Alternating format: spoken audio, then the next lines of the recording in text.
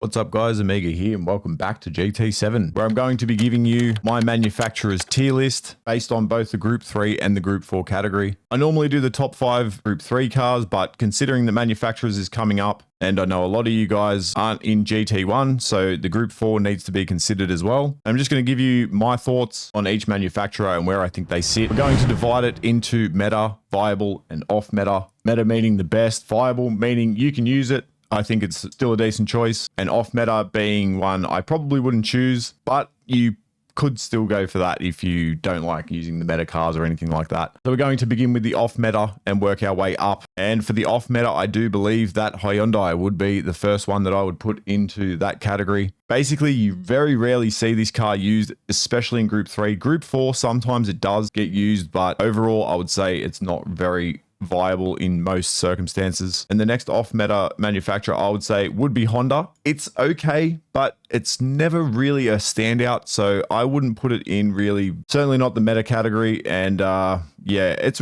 another one you rarely see used. Well, I rarely see used, both the Group 3 and the Group 4. Again, they're okay, but they're just not outstanding at really anything that I'm aware of. And the next off-meta brand I would say would be Citroen. Although this car has had a few buffs over the last few updates, still, it's one of those cars, it's not the easiest to drive, the Group 3 one. And the Group 4 one is as well, in my opinion. And I would say that the Lambo is kind of an off-meta. It's a very hard car to drive in both Group 3, not necessarily in Group 4, but they are a little bit strange to drive. Fast at certain tracks, but overall, I would say not really a very popular choice, due to the reasons I just stated. And now moving on to the viable category, I think this is probably going to be the most stacked. There's a lot of changes that have taken place recently with the BOP. So I think that the game is in a pretty good state in terms of BOP. There's just so many options. If you have a look at the leaderboard on the game for manufacturers, for instance, there is not one standout car for the Nordschleife. BMW is in there and it's pretty strong, but the top 10 is filled with a bunch of different cars, not to mention the top 25, top 100, that sort of thing. It's very good, in my opinion, at the moment. And so first for the viable options, I would say would be the Peugeot RCZ. Very good car. It has been slightly nerfed in the most recent update. You also have the VGT. And the Group 4 is, it's okay, but it's not the greatest. So that's why I would say I would put this in the viable category for sure. Next up for the viable category, I would say would be McLaren. Very, very strong in certain tracks and things like that. But it has been slightly nerfed in the latest update, so I would say it's probably not as good as it was in the previous states of BOP that we had. Strong Group 4 car. And next up for viable, I would say that Jag is definitely there. It has a very strong Group 4 car. Again, the Group 3 car has been buffed and already wasn't too bad. Again, it's just not great at anything really that I've seen so far. And next up for viable, we have Audi. I think Audi's still very strong. It actually holds the world record for the Nürburgring at the time of recording. Has been slightly nerfed, but I do think it's still going to be a decently strong car, and the Group 4 car is pretty good as well, but just not quite as strong as it was before. Next up for viable, we have a similar situation for Renault. Very strong Group 4 car. We have the Megane Trophy. That's also been buffed and was already a very strong car. And next up, I'm going to add another one to the off meta. I'm going to put the Suzuki because, again, not really great at anything. The Swift is okay, but it's not the greatest. And the Group 3 car, I never really see get used. It has been buffed, but like I said, I just never see it being used and hasn't really been a standout for a long time. Next up in the viable category, I'm going to go with Lexus. Decently strong Group 3 car, and the Group 4 car is all right. Again, nothing spectacular about them, in my opinion. Next up for viable, I'm going to go with VW. We've got the Yeetle, or the Volkswagen Beetle for Group 3, that's just been buffed. And also the Sirocco in Group 4 has been buffed as well. So probably not a bad choice, but again, I just don't see the Beetle that often. And when I do, it's rarely dominating or anything like that. And next up for viable, I'm going to go with Dodge. So Dodge is actually being buffed quite heavily in the Group 3 category. It is a little bit difficult to drive, I would say, but if you can get a handle on it, very, very strong car. And the Group 4 car isn't too bad either. But yeah, if you want some American muscle, something a little different, I think Dodge is not normally very popular, then yeah, there's a manufacturer you could consider. And next up for viable, I'm going to go with Chevrolet. The Corvette, both Group 3, Group 4, very good cars, very stable to drive, and the Group 3 has been buffed in the latest update. Moving on to the next viable option, I would say Ford.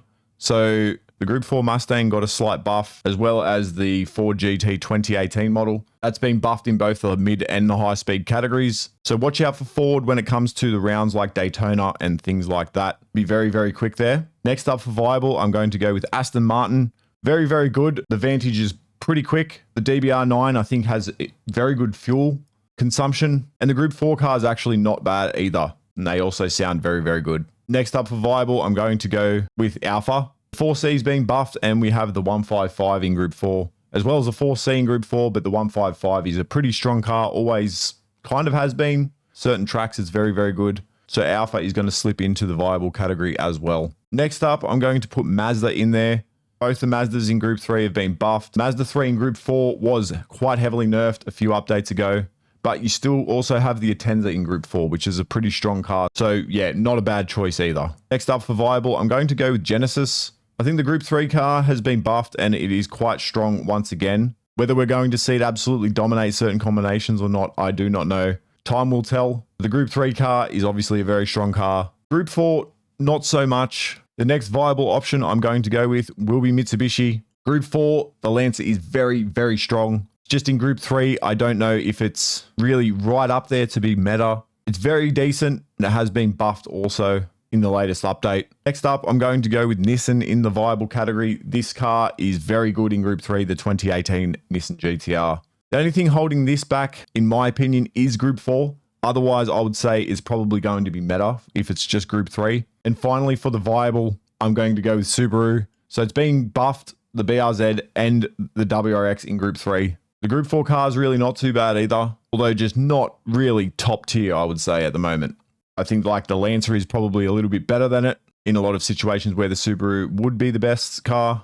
And now finally for my top 5 meta manufacturers that I think, and I'll go in order from 5th to 1st, with 5th being the worst, if you want to say the worst of the best, to number 1 and being the best of the best. Just before I do get into this next section of the video, if you do get any value out of these videos, let me know by dropping a like on it and subscribe to the channel and join us on the road to 10K subscribers. I'll be very much appreciated. And let me know down in the comments if this has helped you to decide on which manufacturer you're going to go with and who you're going to go with. I'm very interested to know. And starting out with number 5, I'm going to go with Ferrari. So this car's been slightly nerfed in Group 3, but was very, very strong at Interlagos, which is round 2 for those in GT1 League. And the Group 4 car is very, very good, as we've seen in the past, and it has just received a buff as well. So if you're in GT2, GT3, Ferrari would be a very, very decent choice, in my opinion. And moving on to the next one, I'm going to go with AMG. AMG is very good. It's been buffed again, the 2020 model in Group 3. The Group 4 car is very strong as well. The number 4 is going to be AMG for me. Number 3, I'm going to go with Toyota because Toyota has just received a buff on the newer Supra, the GR Supra, and it's already been a decent car. Can perform extremely well on certain tracks. And the fact that it's been buffed, I'm very interested to see how it's going to fare in the Manufacturers Cup and the daily races to come. Number 2, I'm going to go with BMW. BMW very, very strong on the leaderboards for Race C this week in Group 3. Group 4, the car is okay. I don't think it's enough to drag it down to the next tier, but yeah, basically because of the Group 3 car, it's going to have to be in the meta category, in my opinion. And for number 1, I am going to go with Porsche. The Porsche already been a good car throughout nearly all of the BOP updates. It hasn't really changed too much, and it's just received a buff in both Group 3 and Group 4. And the Group 4 Cayman is an absolute monster as well. So I have a feeling that Porsche is going to be an extremely popular choice for this round of Manufacturers Cup, but that's for good reason, because the cars are very, very good. Very, very strong choices.